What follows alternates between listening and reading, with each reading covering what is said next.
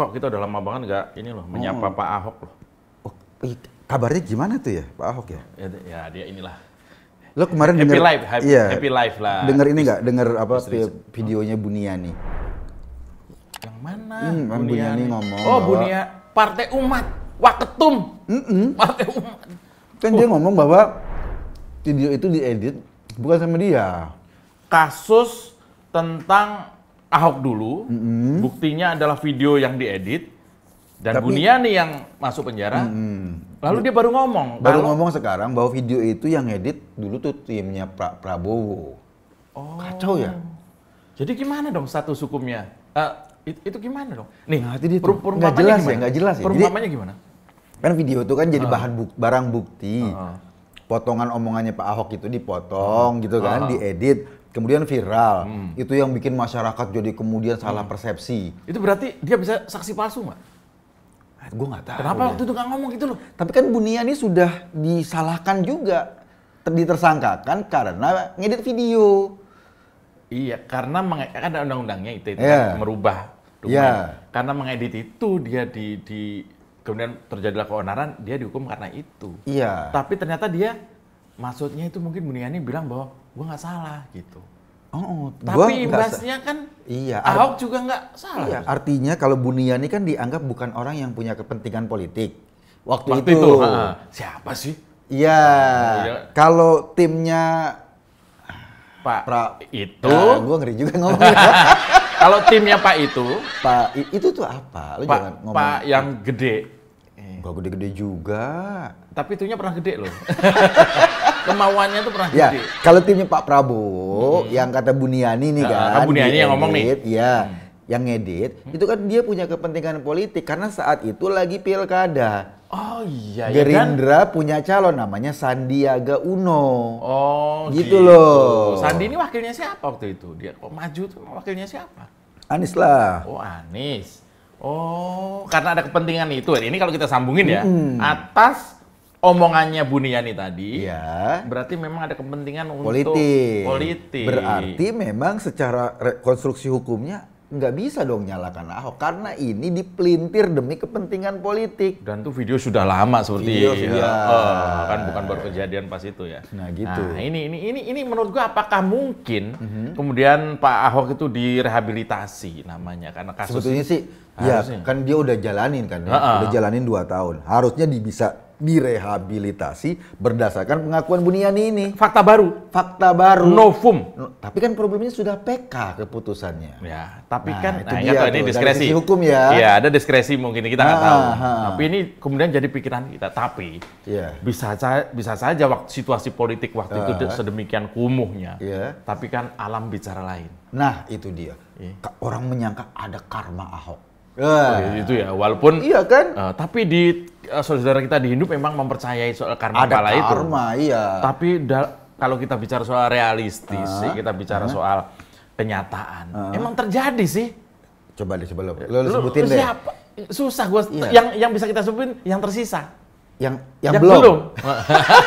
Yang pinggir-pinggir ini nih, gitu. Oh gitu. Siapa? Rizik. Di dalam. Udah masuk. Terus Bahar. Di dalam. Masuk. 3 kali. Udah 3 kali. Sekarang Edi Mulyadi. Iya. Ternyata kan? Dia juga calon masuk. Lo inget gak? Yang dirasain Ahok waktu itu. Gubernur atau wali kota atau bupati apa? Jumi Zola. Itu gubernur. Gubernur ya? Masuk. KPK. Kemarin tuh yang di Penajam Pasar tuh. Oh iya. Kan dia juga ikut 212. Ketangkep KPK. Sama bendahara. Iya sama bendaharanya. Bendahara dan benda. Dan benda terlarang. Iya benda terlarangnya masuk. Iya kan? Iya. Ada juga yang sudah mendahului. Itu dia. Pak Maher Z. Pak Tengku. Mahir Tualibi. Pak Tengku. Pak yang punya Tanah Abang. Banyak orang. Jadi sekarang ntar Ahok didatengin. Pak Ahok, ampun Pak Ahok. Udahlah Pak Ahok. Udah dong, ampun kita. Pak Ahok malah enak. Kan Pak Ahok cuma 2 tahun, kita ini rame-rame loh. Pak Ahok mah enak, istri cantik. Iya, sekarang komisaris Pertamina. Ngomong-ngomong komisaris Pertamina, ini ada isu. Isu dulu ya.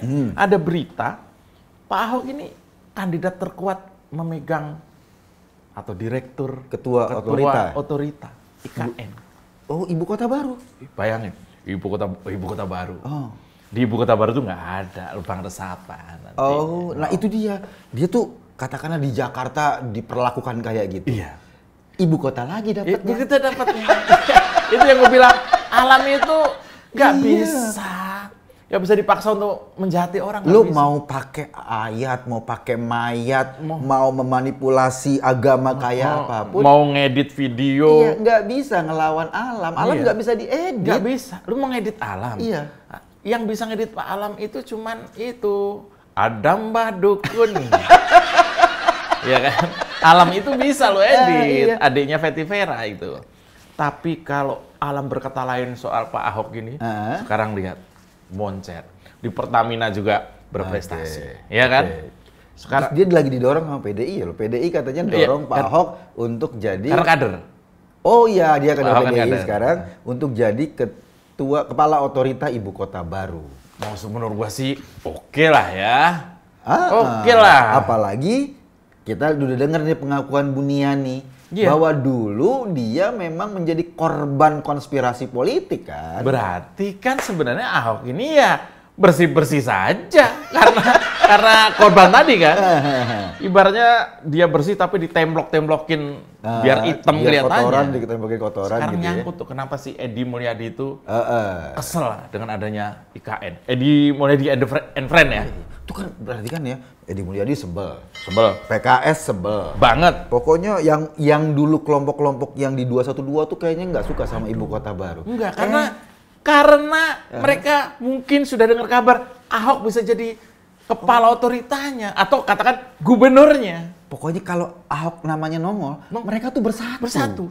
Ahok adalah pemersatu. Apa yang sudah dipersatukan Ahok tidak bisa dicerai-beraikan. Hanya bisa diceraikan oleh Bareskrim. Kan gitu kan? Padahal ya, kita ini Indonesia ini kan lagi menuju 2045 tuh menjadi negara maju. Kita perlu orang-orang yang potensinya bagus-bagus. Ya kan? Loh, kita semua tuh anak bangsa loh. Ya kan? Buniani. Kalau emang dia punya potensi anak bangsa, tidak pakai T. Kalau emang dia punya potensi menjadi produsen pemutih kulit, dia akan bisa. Lu ya tuh, semua potensinya ada kok. Iya, Buniani itu kan dosen. Dia seorang dosen komunikasi. Iya. Dosen apa? Komunikasi. Oh, makanya dia pinter kan ngedit komunikasi. Siapa? Neno Warisman. Nah, dia juga punya potensi. Mari membangun bangsa. Kalau dia bisa jualan garmis, iya, hordeng. Iya, maksudnya dia jualan hordeng. Iya. Semua punya potensi kok. Iya, makanya. Edi Mulyadi juga. Dia potensinya gede buat bikin gejolak di Kalimantan. Mungkin dia punya peternakan jin. Ya kita nggak tahu kan. Mungkin itu juga potensi. Iya kan? Mungkin dia juga punya usaha permak jin. Iya kan? Kalau gini, kan Ahok ini kan calon. Ya salah satu calon lah dibanding sambil mendampingi calon-calon yang lainnya. Ada Bu Risma. Pak Jokowi memilih Ahok. Waduh, bro. Lu gimana? Perasaan gue ya. Kalau misalnya Pak Jokowi ini sampai memilih Ahok sebagai kepala otorita di ibu kota negara Nusantara ini, maka salah satunya adalah bahwa keadilan memang ada di bumi Indonesia. Ahok kembali memimpin ibu kota. Gitu. Ahok berhasil membuat mimpi-mimpi kadrun buyar. Ahok memimpin ibu kota yang tidak ada petamburan. Oh iya, gitu kan? Ahok memimpin ibu kota yang tidak ada reklamasi.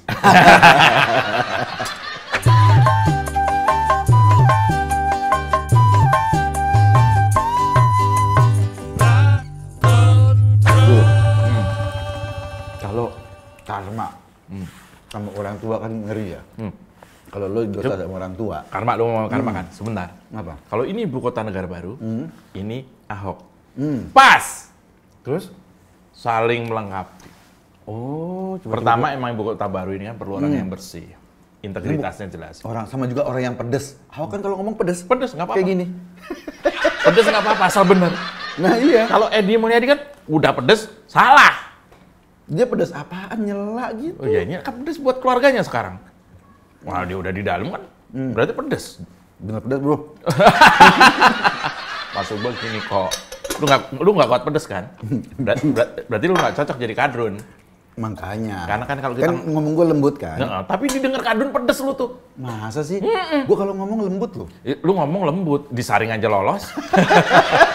Lu ngomong lembut, tapi didengar sama Mustofa keras lu tuh. Ya kan gue cuma bilang lu kan tersangka. Kok bisa iya. ngomong kan itu lembut lah. Iya lembut, tapi kan benar. Kalau Ahok memimpin ibu kota negara baru, itu masyarakat Kalimantan ya terutama ya kan, itu kan Kalimantan Timur kan. Happy dong. Happy banget. Iya, lu bayangin lu seorang Ahok gitu loh. Udah tau lah prestasinya ya. Udah tau lah prestasinya sekarang mimpin satu wilayah di mana mereka bisa berinteraksi dan lain-lain. Itu kan luar biasa. Dan Ahok akan menjadi monumen. Lu mau pindah ke sana nggak bro? Wah, gue sih mau aja lah. Ya, enak kan. Kenapa? Kita bisa ketemu Ahok kapan aja. Kalau pas dia lagi nggak sibuk, ngobrol. Pak Ahok itu di ibu kota negara baru kok. Itu seperti Pak Jokowi yang sedang membangun monumen tentang arti kemanusiaan. Maksud lo? Iya, seorang manusia mau dijolimi seperti apa. Kalau memang bagus kok, itu ada aja jalannya, dia akan naik. Iya, bisa kayak pepatah kan. Iya. Kalau dasarnya emas mau dicemplungin ke got juga. Diangkat lagi emas lagi. Emas. Iya. Gitu. Iya kan gitu. Tapi kalau Mas Edi Mulyadi ini, dia akang ya? Akang. Dicemplungin ke got? Iya, menyatu. Sama tuh ada yang kemarin gubernur kecemplung got. Wah, itu gua lupa. Gotnya tercemar. Sekarang gotnya yang bersih-bersih. Masa gotnya ini mandi junub? Itu tercemar banget dong. Tapi kok bahwa kemudian DKI itu pernah membuang sesuatu yang baik, mendapatkan yang buruk. Dengan adanya ibu kota negara baru ini, Pak Jokowi cuma mau ngasih pelajaran. Iya. Pak Jokowi paling bisikinnya sama Pak Ahok gini. Pak Ahok, ini ibu kota baru. Pesannya cuma dikit. Apa? Jangan dibolongin. Oh iya. Karena sudah ada contoh ya? Sudah ada contoh ibu kota tuh dibolongin. Jangan bikin Formula E. Wah, ribet. Sudah ada contoh juga. Sudah ada contoh. Kalau kelar. nanti bangun rumah DP-nya biasa aja. Ya. Jangan 0%, itu menipu publik. Ada nyusahin bank. Iya. Sudah ada contohnya. Sudah ada contoh. Pak Jokowi ngomong ngasal loh. Sudah ada contoh. Pokoknya di pesannya itu, pesan-pesannya itu. Terus giring datang. Pak Ahok. Oh, ngasih ini juga. Iya. Kan ini kenal. Giring ngomong apa kok? Giring ke Pak Jokowi. Pak Jokowi nanti pilih orang di ibu kota baru yang bukan pembohong. Gitu. Makanya dicari yang benar, yang bukan pembohong. Tapi biar ibu kota lama aja yang bohong. Gitu ya. Ya ini DKIL.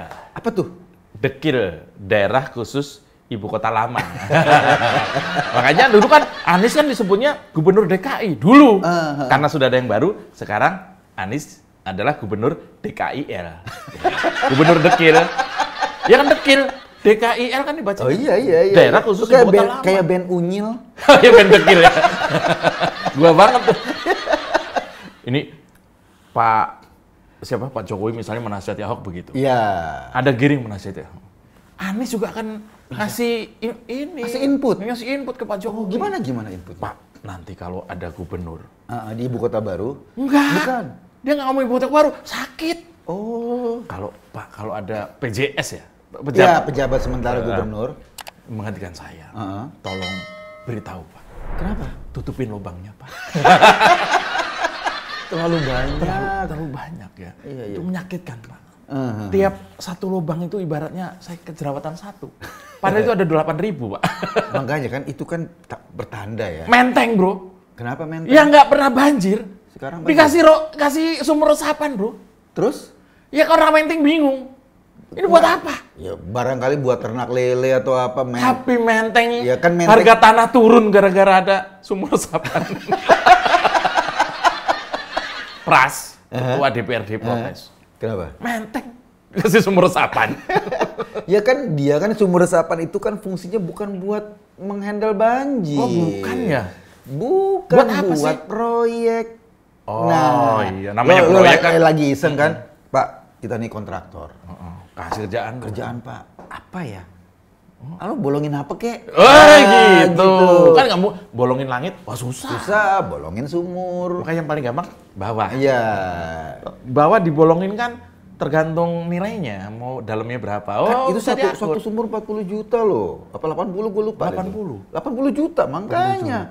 80 juta. Mak gua itu borongin 300.000. Kan gue di desa masih pakai sumur itu. Itu aja dalam.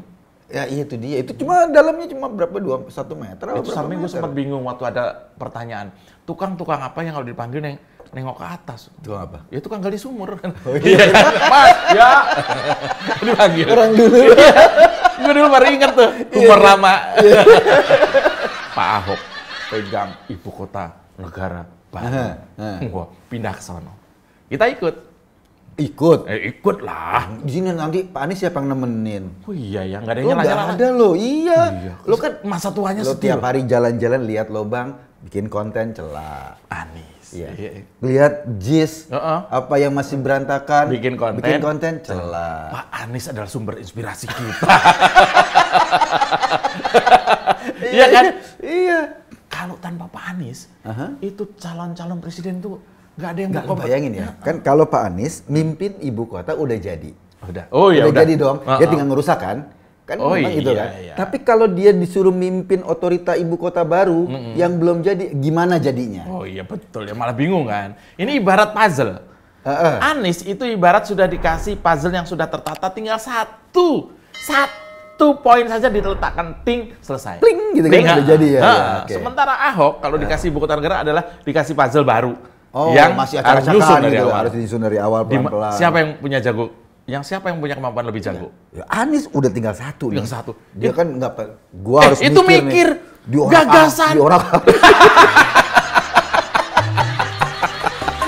Tapi permalannya keren ya.